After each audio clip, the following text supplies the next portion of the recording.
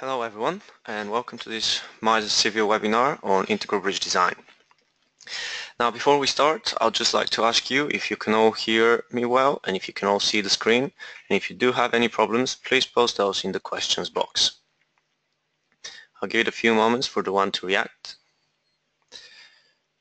and then we're going to start with the webinar.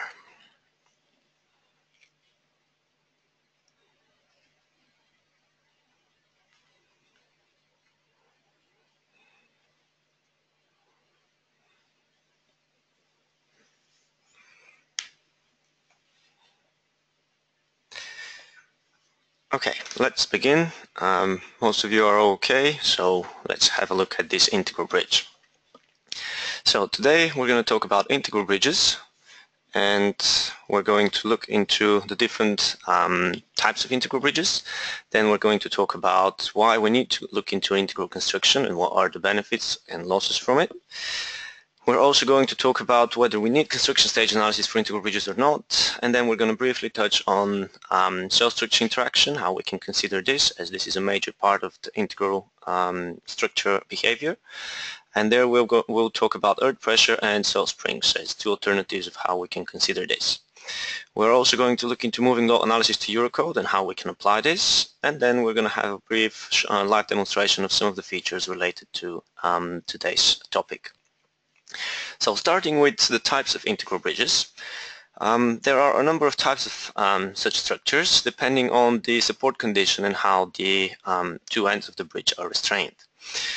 Namely, there are three main separate types which are being distinguished, starting with frame abutments, or also known as bank pad abutments, where the structure is simply sitting on an abutment, integral with the soil, full interaction between the two, and any movement, any forces in the deck are directly transferred to the supports, to the substructure, whether abutment or abutment on piles, and then this interacts with the soil with full interaction.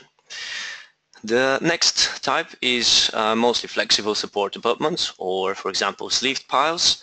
You can see a few illustrations of those in the top right corner, and these refer to the cases where the piles are constructed so that they have a certain length which is unrestrained by the soil. This allows the piles to be considerably more flexible. It introduces less force into the surrounding soil and allows the structure to be able to sustain larger deformations within the deck. And then also it's worth noting the semi-integral abutments. You can see an illustration of those in the top right corner, and these usually refer to the case where the entire deck in its full length is fully integral, so there are no movement joints along the deck, but the deck is allowed to have rotation and possibly translation from the lower level of the substructures. This type of construction gains from all the benefits of the integral construction, which we're going to talk about in a moment, but it does allow for a bit more movement, a bit more flexibility of the structure. Which type is most convenient? That is, of course, depending on the situation and the case. Of course, some of them are more economical, others are more demanding in terms of design, so we need to assess each particular case individually. In today's example, which we'll look later on, we're going to look at simple bank pad abutments where the deck is fully integral with the abutment and embedded in the soil. So leaving the types of integral bridges aside, the next bit that is worth noting or worth discussing is why we need integral construction. There are a number of reasons, starting with the fact that in jointed construction, so whenever we have bridges with movement joints along them, it has been studied and established that most of them do leak. And this introduces chloride from the road sides down to the members of the structure in terms of abutments, piers, soffits of the deck and so on, which can then lead to speeding up the deterioration of the deck and the other members. And this on its own brings the need for more maintenance, more replacement of members, bearings, and so on. And then the advantages of integral construction come into that place where if we take out the movement joist and construct an integral deck, then we isolate that from the conditions above deck, and then this brings increased durability and significantly reduced maintenance costs. For this reason, after a few studies were carried out, the highway agencies, including here in the UK, recommend integral construction to be the first choice, especially for bridges up to 60 meters length and controlled skew level. From that, let's have a few words about whether we need construction stage analysis for integral bridges. For integral bridges, I'm not going to talk about construction stage analysis in too much detail, as this was the topic of our previous webinar from this series. So if you are interested into the importance of construction stage analysis and how this can be done, you can refer to that. It is available on our website. But today I'm going to mention only a few items which are in more related to the topic of integral bridges. So why do we need to consider construction stages in such situations, even though they are relatively simple structures? One important item is, of course, to consider before and after composite properties of the deck. Usually the construction of such structures, they have composite decks, whether steel with concrete or precast girders with concrete slab on top. In both cases, usually we have temporary conditions, and the deck is not fully active at the same right away. For this, in order to consider the effects before composite and after composite action, we need to consider the construction stage analysis, as if otherwise we would need to consider separately two models. And to allow for this, construction stage analysis comes in very handy because we can simulate first stages, steel girders alone, then we can pour the concrete on top. Further to that, construction stage analysis allows us to consider changes in the boundary conditions. For example, usually during the construction, once we install the steelwork, those steel girders will initially be simply supported, resting on the piers, pier caps, abutments, whatever the substructure is. Further on, however, once we can pour the concrete, the purpose of the integral bridge is to make everything integral, everything continuous and enclosed into one. So the concrete is going to restrain the deck to the supports, the abutments, in an integral condition. So in another situation, we would again have to use two separate models, for example, to account for these different situations, or use different conditions. However, using construction stage analysis, we can simulate the change from simply supported condition into an integral condition very naturally through the flow of the sequence of construction of the structure.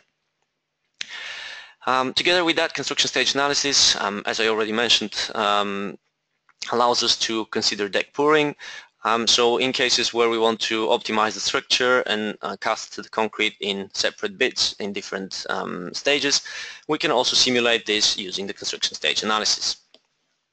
And of course, after all, we're interested into checking the true condition of the structure of the members, the steel and the concrete, and this includes the effects of interlocked stresses of the steel before the composite action has occurred.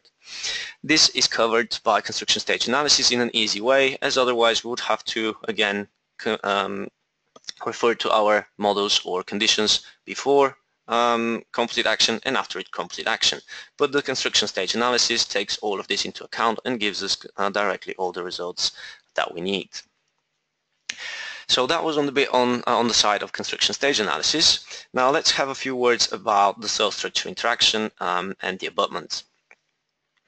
So cell structure interaction, why is that so important?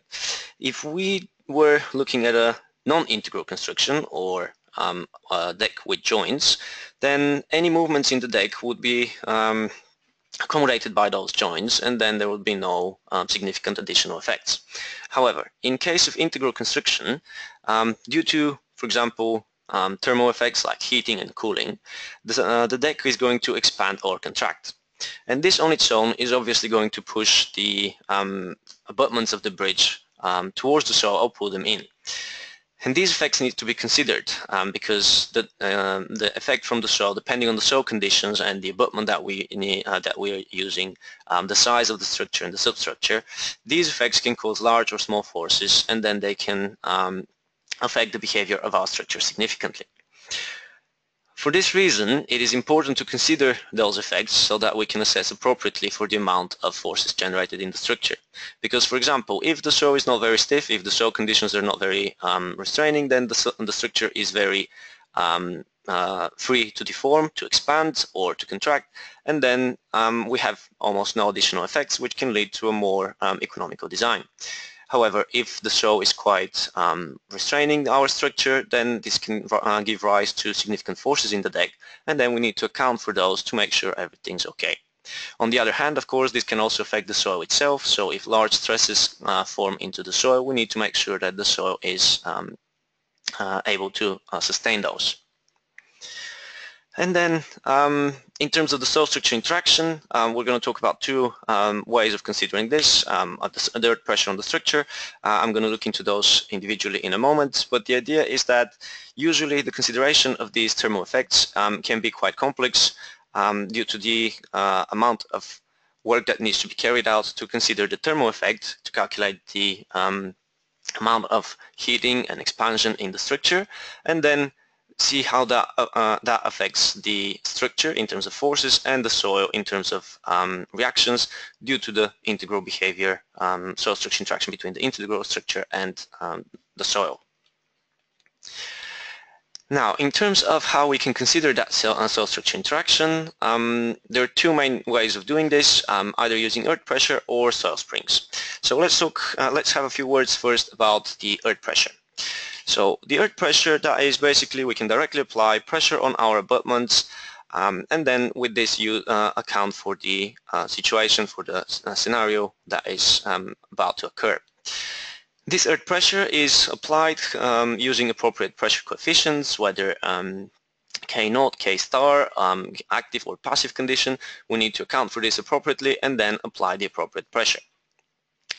In case of integral abutments, the Eurocode does not give us very detailed information about how to consider the earth pressure on the structure. It is pretty much up to the engineer to have his own engineering judgment. However, to cover this, the publication PD6694-1 has been issued, and then this covers in detail how to assess earth pressure integral structures in terms of what factors should be used.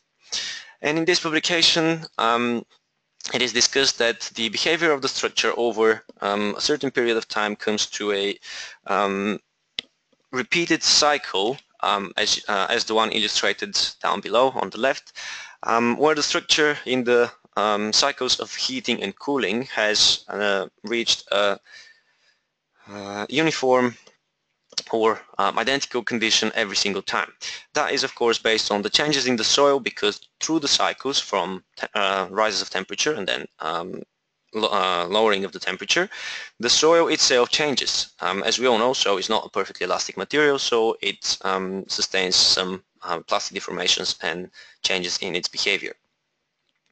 And then, as I mentioned in this publication, PD6694-1, all of this is covered and discussed in detail, how to consider and what factor to take into the different situations in terms of active and passive case, whether the abutment is pushing towards the soil or it's being pulled away.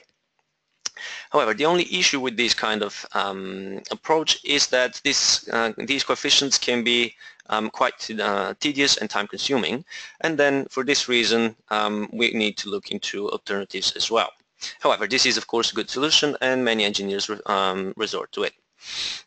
But on top of that, we also need to consider different scenarios. As we just mentioned, if it's an expansion situation or heating, then we need to consider a certain K factor, and then if we're looking into the into the cooling scenario, then we look into a different K factor. So we need to define a number of different different earth pressures for the different scenarios. Now, as an alternative to this earth pressure, what can be used is soil springs. As I mentioned, these are two well-established approaches. So in terms of soil springs, what is the idea behind those?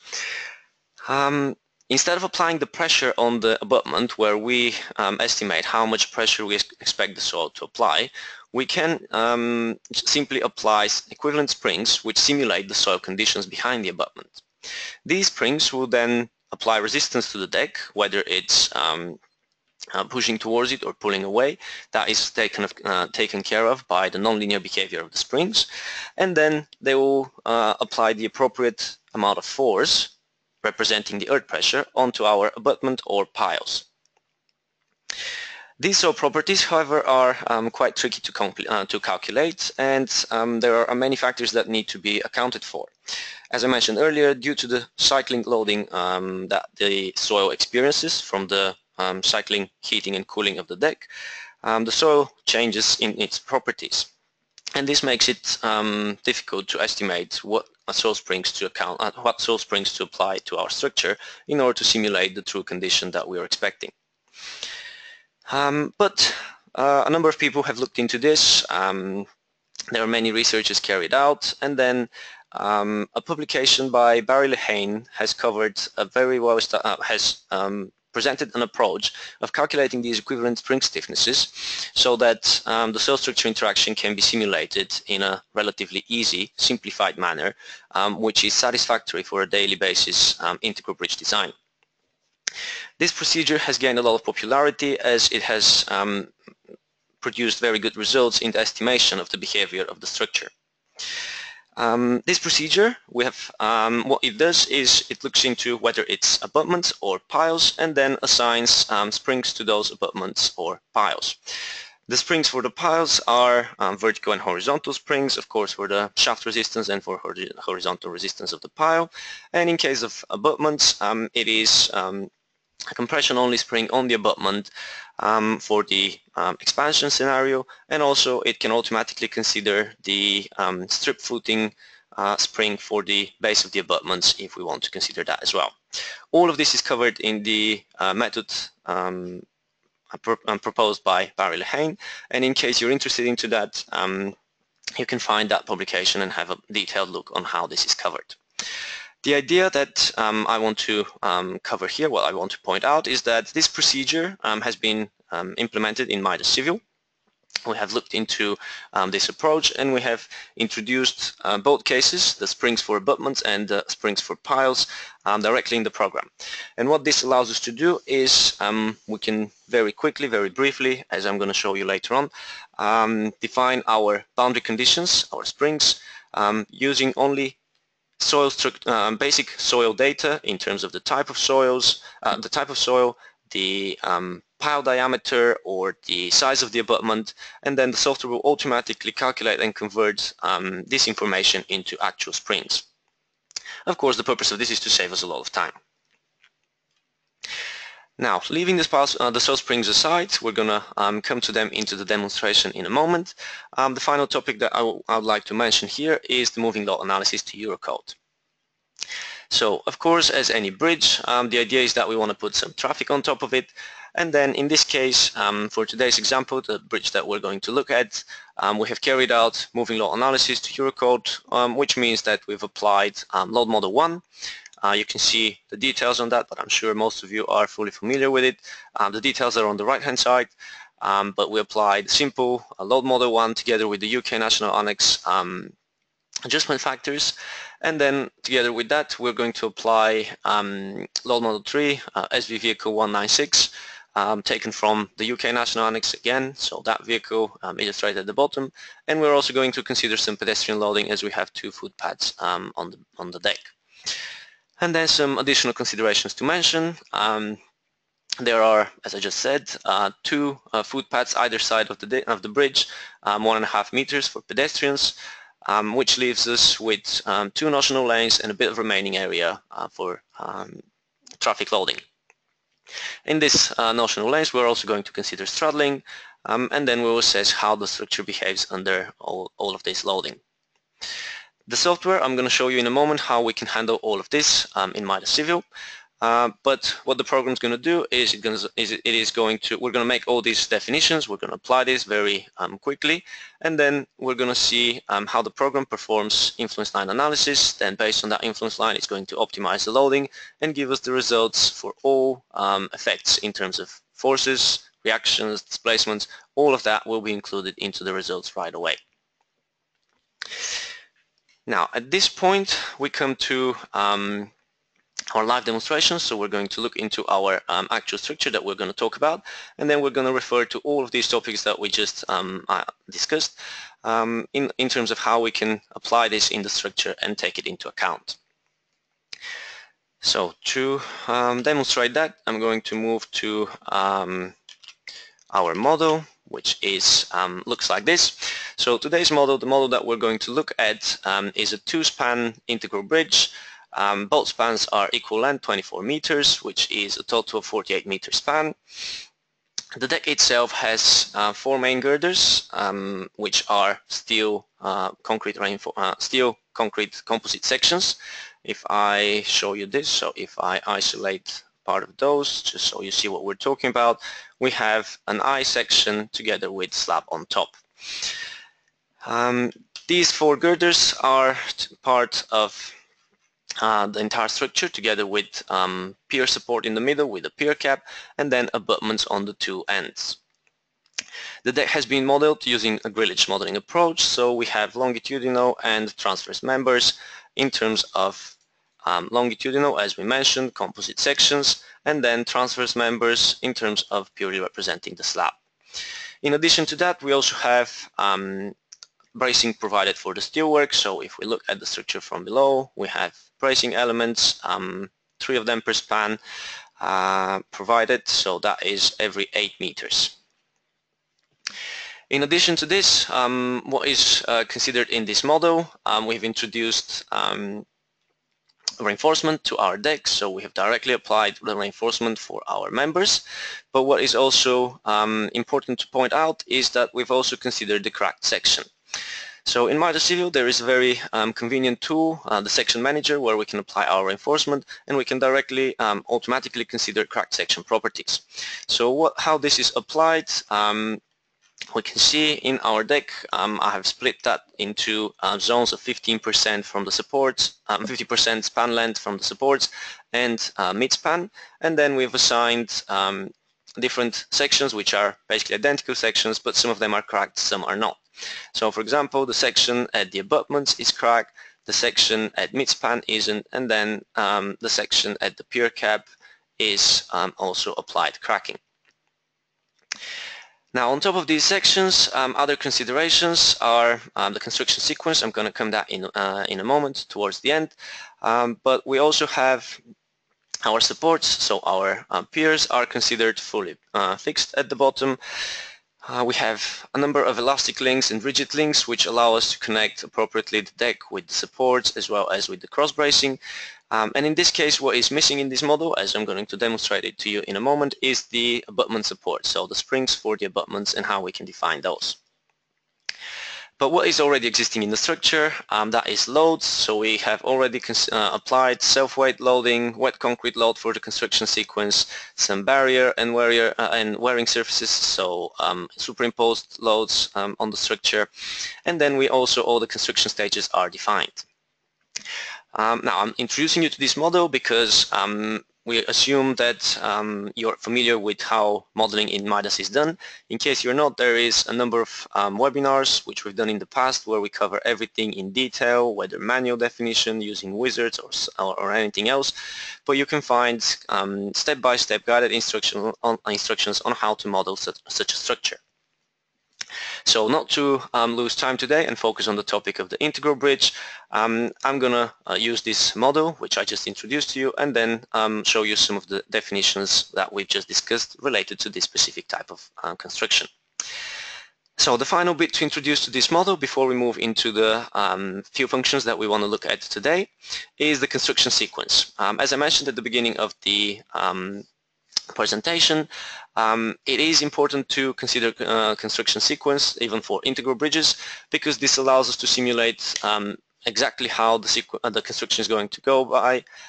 We can take into account before, after composite, we can take into account deck pouring situations and so on. So in this case, what our sequence looks like is, in stage 1 we're going to construct only our substructure supports, only our substructure, which is the pier and bottom part of the abutments.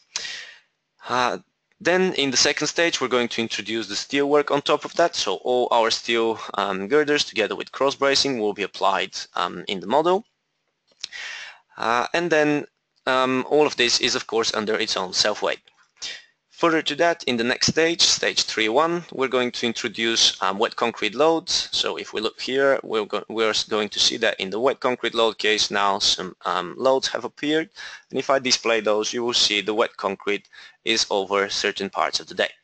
These parts are, as we've defined them, following the deck pouring sequence, where the first portions of concrete are poured, which is the mid-spans and the abutments, but leaving the area over the pier not cast yet.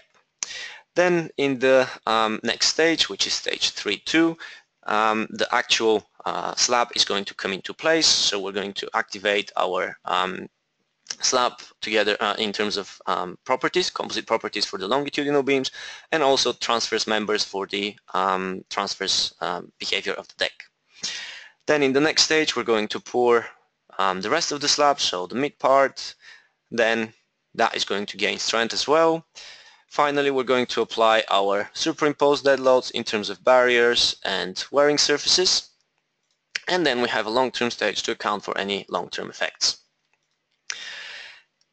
Now to this model, if I let me remove this loading, the few interesting bit that we want to look into how we can define in Midas, and that is in specific I want to mention to you the temperature loads and the support conditions for the abutments, as this is what is essential for this type of integral construction.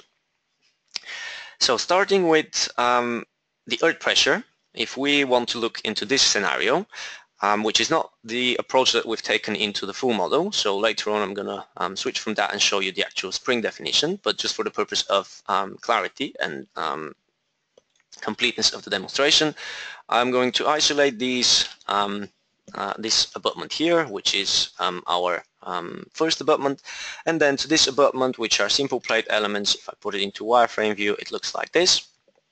To this abutment, we want to apply a certain earth pressure. If we want to do this, there is a very simple function in Midas which allows us to define pressure with constant gradient to our structure. This we can do from loads, static loads. I'm first going to very quickly define a load case for it called earth pressure. And then in this load case, we can select our abutment and use the what we call hydrostatic pressure function. But basically, this allows us to define a gradient and an initial pressure, which to be applied on our structure. And then the software will internally calculate all the pressure loads in terms of considering all the mesh, the levels, the depth of each element, and so on.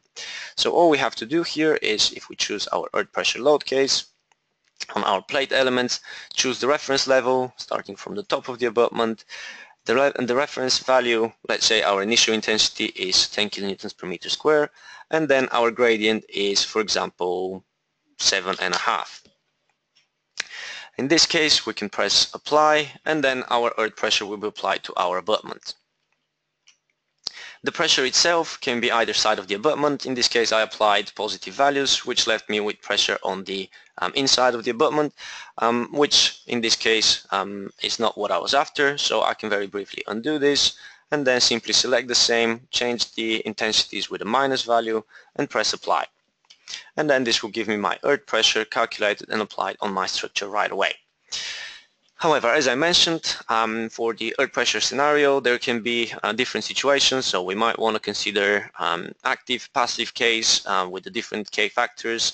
And then for these, we need to define different static load cases and apply this earth pressure into each one of them appropriately, where the gradient here is calculated based on that K factor together with the soil density.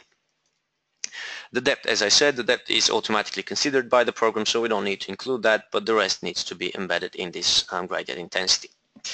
So if I remove this earth pressure, just so that we don't affect our results with it, the other approach to consider the support conditions at the abutments, as I mentioned, is the pile spring, the springs, soil springs, and then in Midas we have embedded the conditions for both abutments and piles.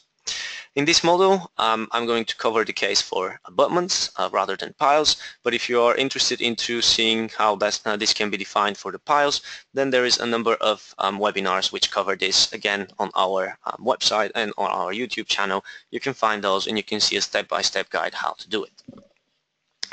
So for the soil conditions, then to define those, we simply go to boundary conditions, and then here is this integral bridge feature that I've been talking about. So this feature, as I mentioned, this has been based on the publication by Barry Lehane, and we've embedded both his specifications for abutments or pile springs. As you can see, for example, for the pile springs, it's pretty straightforward. You simply provide soil data in terms of the type of soil, ground level, pile diameter, unit weight of soil, subgrade reaction, friction angle, and so on, and then select your piles, press apply, and the software is going to calculate the equivalent spring stiffnesses. However, in today's example, we're going to do the abutment spring, so we're going to use the other option of this feature, and then we're going to define our abutment springs for our abutments to simulate the soil condition. So for this, I'm going to look slightly more at an angle, easier for me to select these plate elements here. And then for the abutments, the way we define everything is in terms of the abutment, it can be either on a frame, planar, or solid element. In this case, we have modeled our abutments using plate elements. So we're going to use the planar option, and then the direction in the two cases. So on the left and right hand side of the bridge, we can have the normal positive or normal negative. Then for this abutment, I'm going to deselect these nodes. We need to provide the data from the geometric data of the abutment, which is the height, that is 2 meters, the abutment width, which is 11.2 meters, and the deck length, which is in total 48 meters. Further down, we need to provide void ratio, which we can assume an average number of about 0.6. The specific gravity, a default value of 2.65 is provided. This usually varies around that, between 2.6 and 2.74, 75. However, of course, you can specify whatever the value is in your specific case. This cycle factor, it is related to the way the springs are calculated, and it takes into account, as I mentioned earlier, the change in the soil parameters and the long-term effects of the cyclic loading in order to turn the springs into long-term effects. It is established that in the long term, over 50, 100, 220 years lifespan of the structure, this cycle factor gets close to the value of 2, which is why we've provided here that number as default. However, in case we want to consider different situations, early stages or later on, or different type of soil, there is guidance, of course, into how to calculate this factor and then apply the exact value as it needs to be. Finally, what we need to provide is the thermal expansion, so the differential temperature that we want to consider for the deck.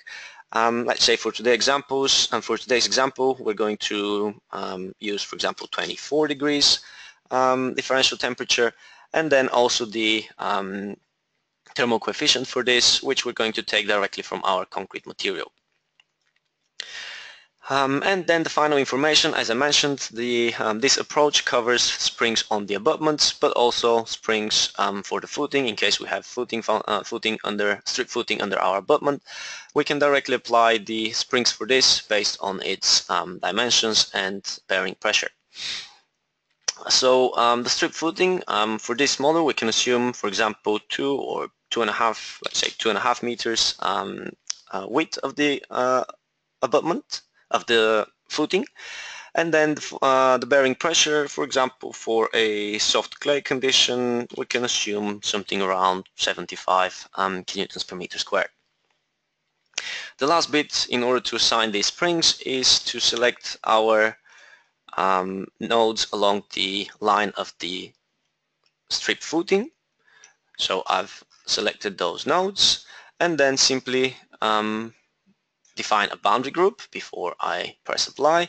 So we need to include these conditions, these boundary conditions, into our boundary groups in order to be considered in our construction stage analysis. So I'm going to just say here these supports are going to be part of my substructure supports, and then simply press apply.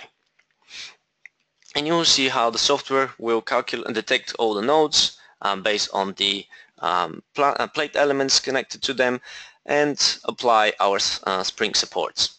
Before I look into these spring supports in detail to show you what it has been defined by the program following the procedure, I'm going to briefly do this on the other side. So I'm going to move to the other abutment, select all the elements here, deselect the nodes, then only take for the node list for the strip footing, take the nodes at the bottom.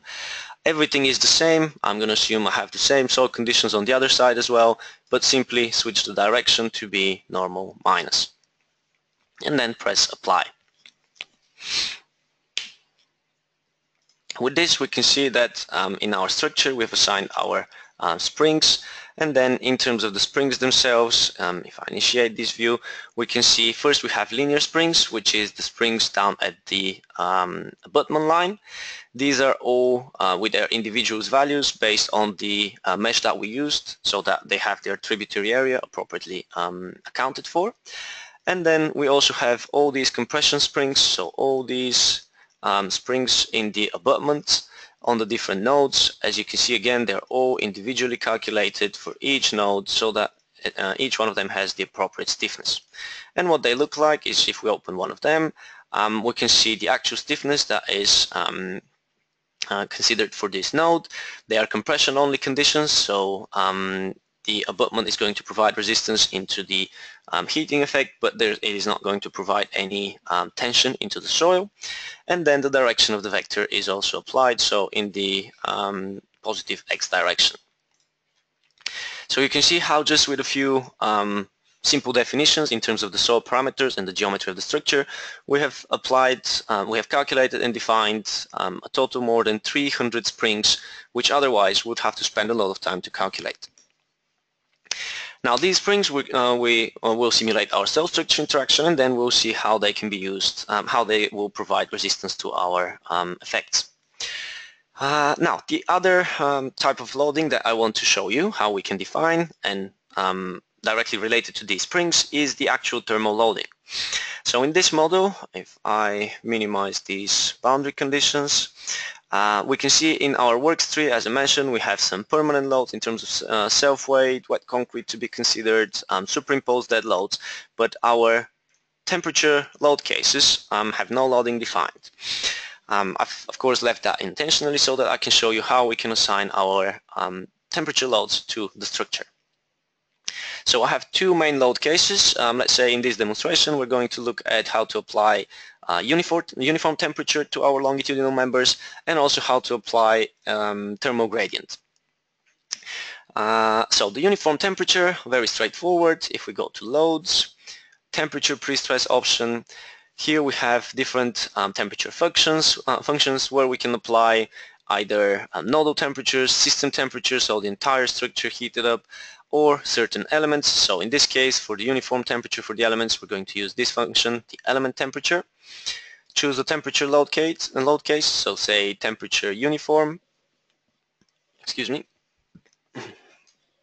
temperature uniform. And then based on the initial temperature, we can either specify the initial temperature, which is the conditions under which the structure has been constructed, and then the final temperature compared to that in order for the software to calculate the difference. Or if we use the default initial temperature as 0, then we can directly apply the final temperature as the heating amount for the structure.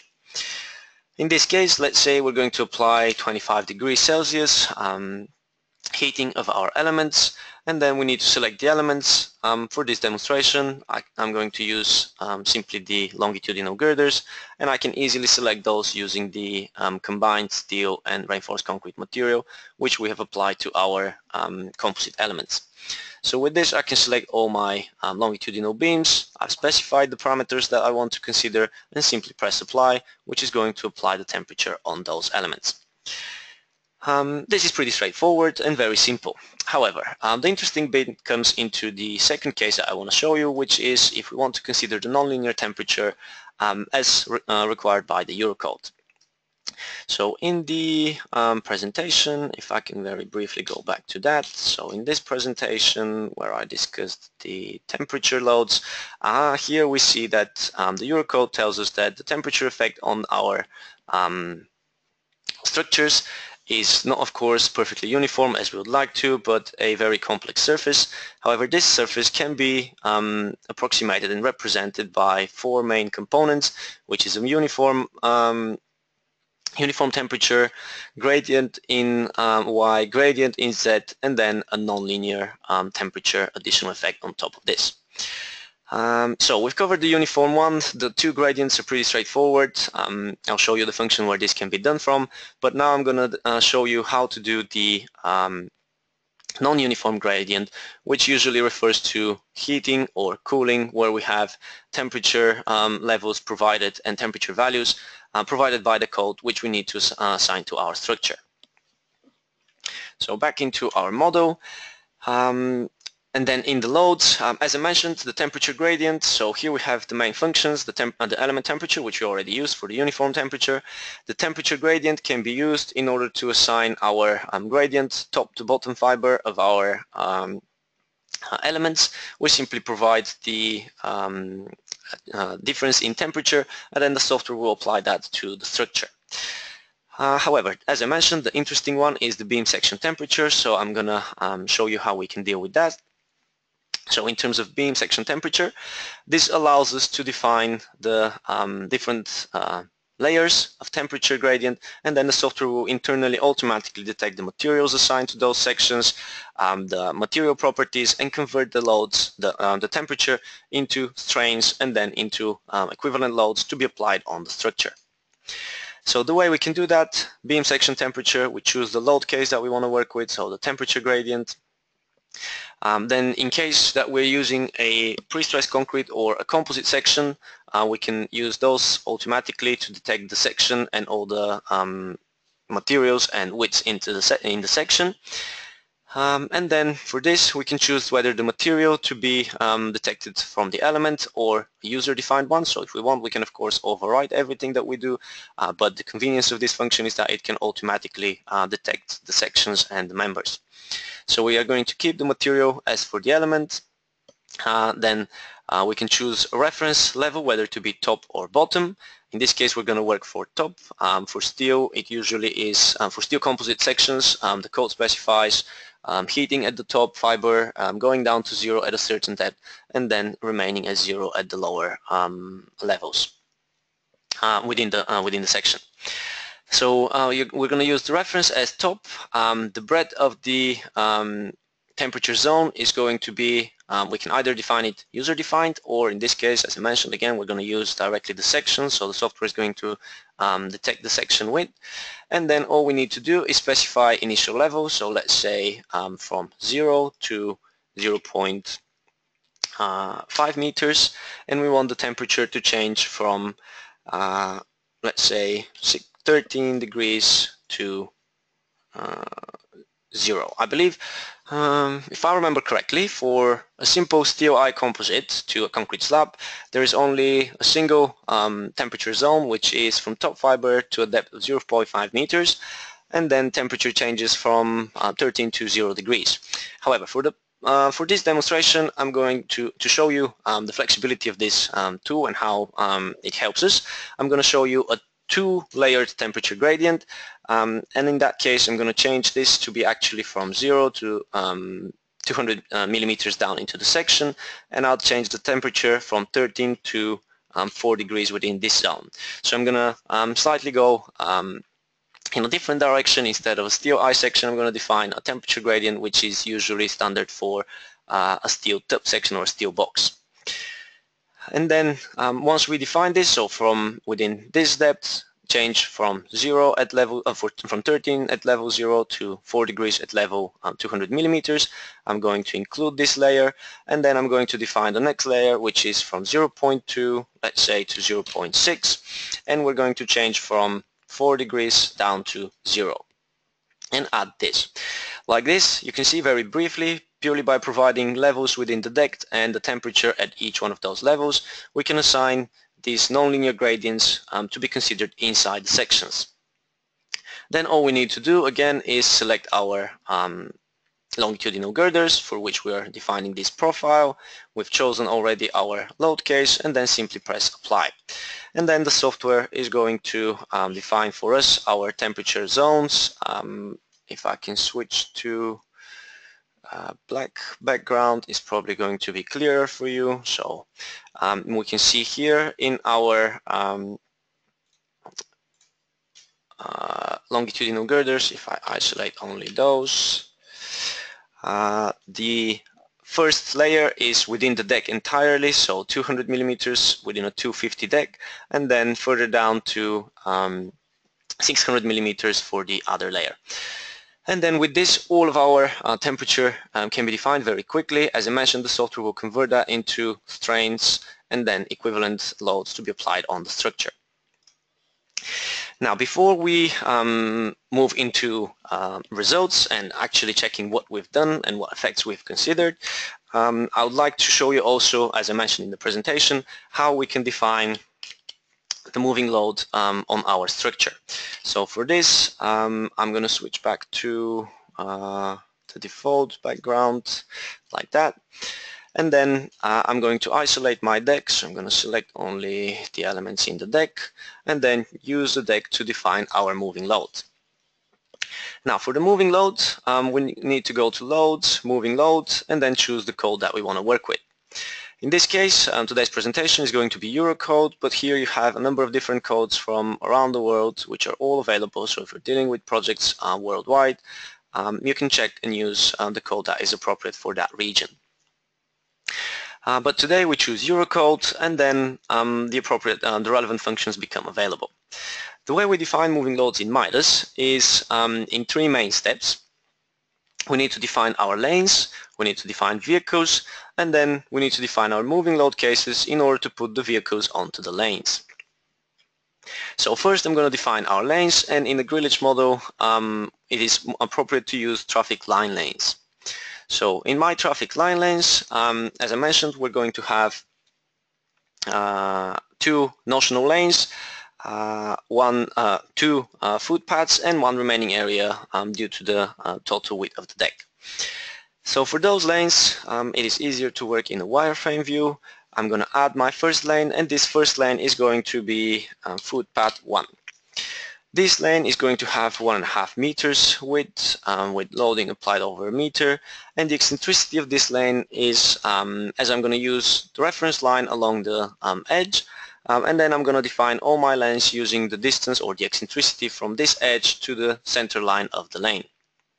All of this is going to become a bit more clear once I start defining them, as you'll see them on screen, in case that you're not fully familiar with this way of defining the lanes.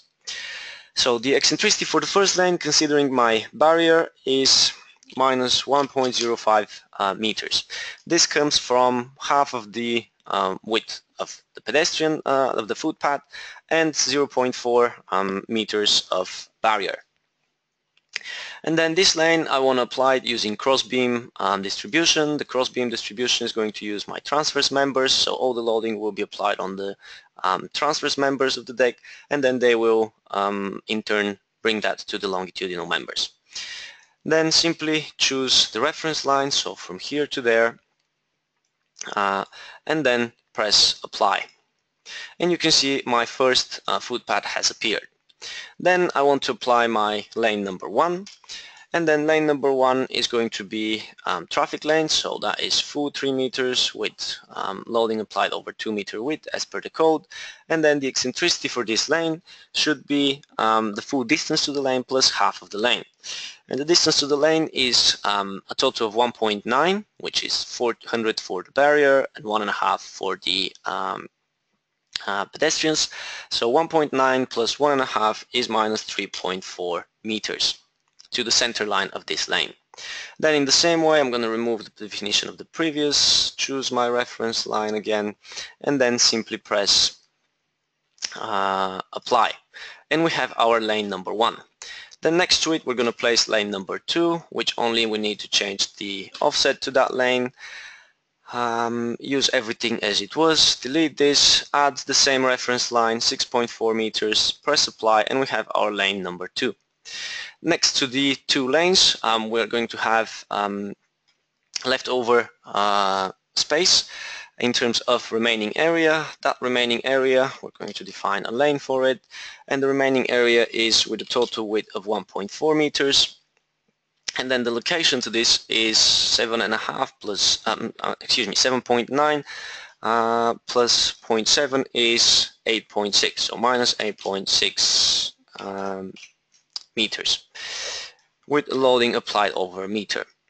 And then in the same way, apply this lane, and we have our remaining area. And then finally, next to this, we want to introduce our last footpath on the other side, so F2. This has 1.5 meters width at location minus 10.05, and then simply add those elements, press apply, and we have our footpath number 2. So you can see how we build up our deck layout in terms of pedestrians, notional lanes, and some remaining area left in. So the next bit, once we have all our lanes defined, is, as I mentioned, to define some vehicles. So I'm going to define those very briefly. Again, there is a number of different vehicles available to use in the program. You can use standard vehicles or user-defined vehicles. All of that is well described in our previous webinars, so if you're interested into something different than the examples that we do today, either give us a shout or check that into any of our other videos which cover this into a bit more detail. For today, I'm only going to focus on the vehicles that I mentioned that I'm going to look at, which is load model 1, standard vehicle, load model 3, and pedestrian loading as well. So for load model 1, if we choose add standard vehicle, directly the first available is load model 1. All we need to do is change the adjustment factors as per the British National Annex. So I'm going to quickly change those. And then also the combination factors, psi, also need to be 0.75 for both the tandem system and the UDL as per the National Annex, the UK National Annex. And then with this, I can simply press apply, and I have my first vehicle defined, which is load model 1. Additionally to this, I also want to apply the load model 3 SV196, so we can directly select that from the list. Already fully available for us, simply press apply. And then finally we want to apply some pedestrian loading on our bridge, so we're going to choose footway loading. We're going to call this, I'm going to change that name, I don't like it this long, footway, and then change the value for this as this loading I'm going to apply into combination with load model 1 for GR1A case as per the Eurocode. So this needs to be reduced by a factor 0.6. So I'm going to change this to 3 kilonewtons per meter and actually remind myself of this into the name by changing it to footway 0.6. And press OK. So with this we have our 3 vehicles defined, we have all our lanes defined. So finally the last bit that we need to look at is the moving load cases. So for the moving load cases, if I initiate again the model, so we have the full model in front of us, and then the moving load cases themselves, let's say I'm going to define 2 load cases. The first one is going to be GR1A, and this will be for leading case, so I'm going to put an extra part to the name so I know what it is for. This will be, in terms of load model that will be considered in this load case, we need to choose what type of loading we're going to apply, but this is simply load model 1 with footbridge. And then because we want to consider this as a leading load case, in terms of leading variable load case in our combinations later on, we need to switch on the ignore psi factors. That is, we do not want to consider any combination factors in the analysis. Then we choose the vehicles for this load case, which is our load model 1 and our pedestrian loading, and then select the lanes which need to be considered. So in this case we're going to use all the lanes, And of those lanes, the two footways, we're going to include them in the footway lanes, and then the remaining area into the remaining area. And with this, the software is going to apply appropriately the loading on all of these areas so that the traffic loading is considered appropriately. So simply press apply, and we have our first load case defined. The other load case that I'm going to give you an example of is GR5. So for GR5, we're going to change the name, choose load model 1 and 3 with throttling, because we want to consider this as well. And then for LM1, we use load model 1 vehicle, and for the special vehicle, we use load model 3 as we defined it as per the UK National Annex. Then for this, the lanes which remain from the previous definition are still here. So we have lane 1 and 2 defined for our lanes. We have our remaining area also defined. And then the last bit is we need to include the throttling between lanes 1 and 2. And with this, we can press OK, and we've defined our two example load cases for today. With this, most of the definitions and functions that I wanted to show you in terms of how we can define them in our model have been, I have covered those. So now I'm going to open the fully analyzed model, completed model with all the definitions, everything done, where we can check some results to show you what is the effect of everything that we did so far. So very quickly, open the final model, which looks exactly the same as the one that we were looking at so far. But in this case, as we said, we have all the load cases already defined, all the boundary conditions defined, everything that we discussed is in this model present. And then the construction sequence, as we discussed earlier, we have the same thing, so substructure, steel installation, first concrete, then second concrete, and then long-term superimposed effects, and so on. Now, in terms of what we get from all of this is we can check, for example, the resistance of our abutment. So during our construction stages, let's say stage number 2, if we check some reactions, let's say total reaction X, so horizontal reactions in the abutment. If we press apply, we're going to see that we have certain values in the abutment applied. All of this is based on the strip footing underneath our abutment. And then if we start going through the stages, so if we go into stage number 1, stage number 2, these reactions are going to start changing, and they reflect, of course, our construction sequence.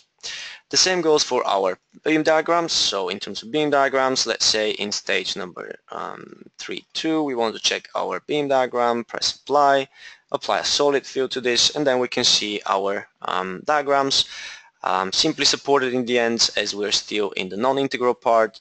And then in stage number 3.4, we've cast the rest of the structure, and we're going to start seeing, once we apply some of the superimposed dead loads, we're going to start seeing that some integral moments, so hogging moments, are starting to appear over the supports as well.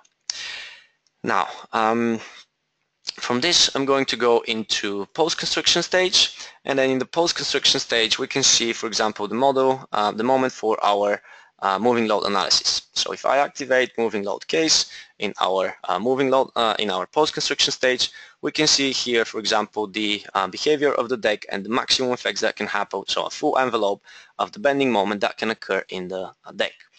You can see the negative bending moment over the supports and over the bridge, together with negative bending at the integral abutments, as well as the sagging moment everywhere in the deck. All of these results, of course, are fully available. We can check bending moments, we can check shear forces, we can check pretty much any type of force or stress, anything that is needed. The final thing that I want to show you today is how we can check the vehicle position for any of those effects. So for example, if I look again at my bending moment diagram, so this is my bending moment for GR1A, and I can see in the legend that the maximum effect occurs in element 164. So if I select element 164, that is this element here. It's highlighted in red for me, and then I know here is this is where the largest bending moment is experienced in the structure. So in order to check what vehicle distribution causes that moment, then all I have to do is go to the moving load tracer, check beam forces moments, specify here which is the key element. I can either type it in or simply select it from the screen. Bending moment for GR1A, maximum value, press apply, and we're going to see the load distribution over the deck for that load case. We will see the UDLs in the two notional lanes together with the tandem systems shown with point loads in terms of red markers and blue UDL for the uniformly distributed load over the lanes. These UDLs, I'm going to quickly hide the values for a bit of clarity, but we can see the UDLs on our pedestrian, lane 1, lane 2, remaining area, and then the other footpath. And this is available for any element, so if I simply change the key element to here, press apply, we're going to see the distribution for this. Say we want to see the minimum value, so hogging moment, press apply, then the loading is going to be shifted to the other side of the deck to cause hogging in this part of the bridge. Or for example, if we look in GR5, so MV max GR5, press apply, and then the software is going to show us the loading on the two notional lanes together with the remaining area, and we can see with all the red markers showing the concentrated loads from the special vehicles, and then the tandem system together with the UDL in the other lane next to it. This is pretty much all I wanted to show you today. I hope this has been informative in terms of how we can define and construct our structures. The final result that I want to show you before we move into our final Q&A session, in case you have any questions, is just the effects from the temperature. As we define those, we want to see how they affect our structure in post-CS. So very briefly, in terms of results, forces, beam diagrams, but instead of the moving load results, I'm going to check the uniform forces in the girders or the gradient. So for example, let's look at the temperature gradient. The temperature gradient is going to introduce hogging effect into the entire deck. However, the deck is restrained, and then this is going to cause a certain bending moment diagram. And this diagram is going to look like this, which is basically restraining our deck from hogging upwards. A similar effect from the uniform temperature, if we check this, is going to look like that. We can clearly see the change of the effect where the cracked sections, section zones are, simply because whenever and where we have those sections defined, the neutral axis of the section changes significantly together with the resistance that it has, and this introduces jumps within the bending moment diagram within the section. Together with that, for example, we want to check the axial forces, so if we press axial force, press apply, we can see the full axial force compression of about 800 kilonewtons occurring in the deck based on the resistance provided by our abutments and our springs applied there. So with this, I will bring this to an end. So this was everything that I wanted to show you. So if we go back to our presentation and then back to where we were, which was live demonstration, then we come to our last slide, in which I'd like to thank you for your time and your attention. And if you do have any questions, please type those in. We're going to stay in for another 5 minutes answering your questions. And then if there is anything left, we're going to contact you back via email. If you do not have any questions now, but you come up with anything that is of interest for you, you can always find us at uksupport@midususer.com. So any queries that you have, please send them there. We'll be happy to help with any information that you need.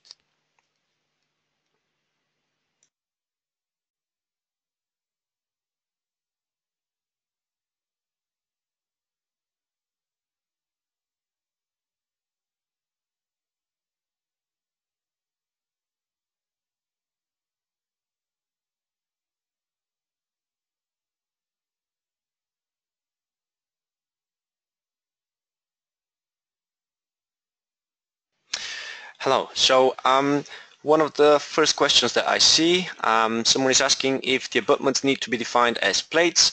Not necessarily. The abutments, as I showed, for the abutment function, we can use either frame elements, where the software is going to detect their depth, or we can use also solid elements. So whether it's beam, plate, or solid element, all of them are supported by the function for the abutment, and then the soil springs can be calculated and applied.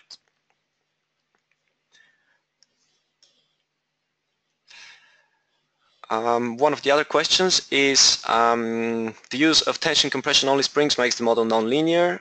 Yes, this is correct.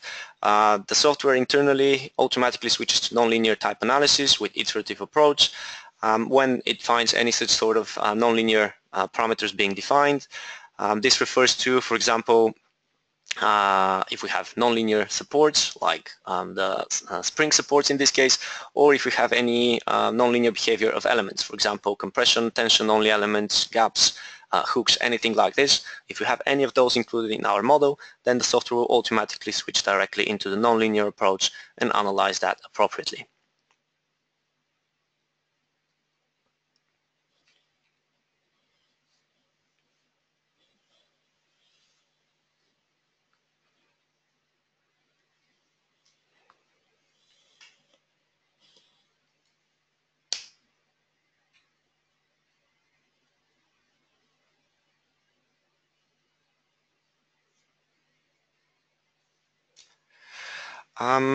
There seems to be a follow-up on the plate versus beams case.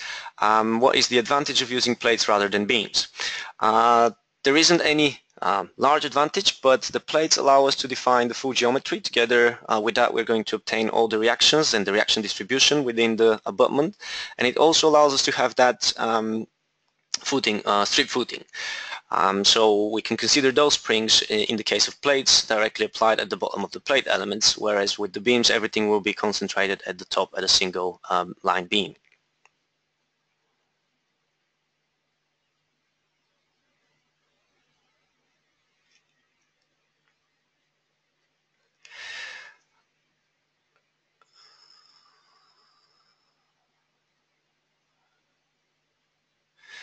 Now at this point we are running out of our time.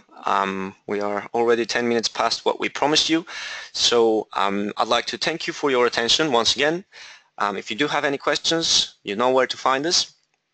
All the questions that have not been answered on the list, we're going to address those via email. We'll come back to you to cover everything that you have inquired. And then I'd like to wish you a nice day, and if you do have anything, do let us know. Thank you for your time. Bye-bye. Have a nice day.